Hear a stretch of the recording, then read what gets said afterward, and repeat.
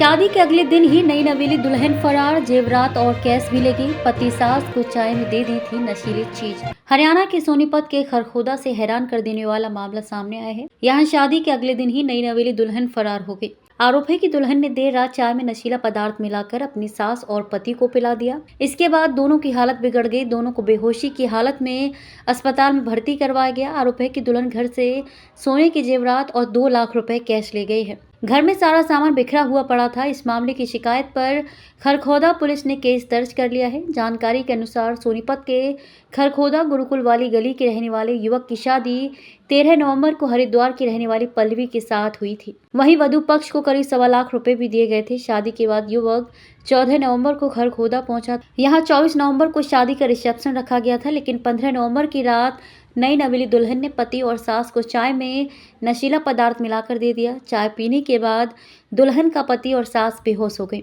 इसी बीच दुल्हन सोने के जेवरात और 2 लाख रुपए कैश लेकर फरार हो गई। इसके बाद युवक और उसकी मां को बेहोशी की हालत में खरखोदा के अस्पताल में भर्ती करवाया गया। स्थिति ठीक होने के बाद जब वे घर पहुंचे तो देखा कि घर का सारा सामान बिखरा पड़ा था। घर से काफ़ी चीज़ें भी गायब थीं। जब दुल्हन और उसके पिता को कॉल किया गया तो उनका फ़ोन स्विच ऑफ था। पीड़ित युवक ने इस मामले की शिकायत पुलिस से की और जांच की मांग की है।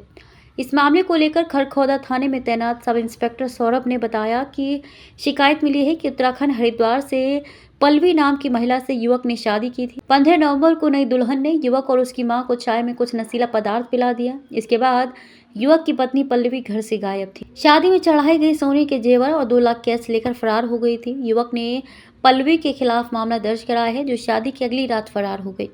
शिकायत के आधार पर मामला दर्ज कर जांच पड़ताल की जा रही है।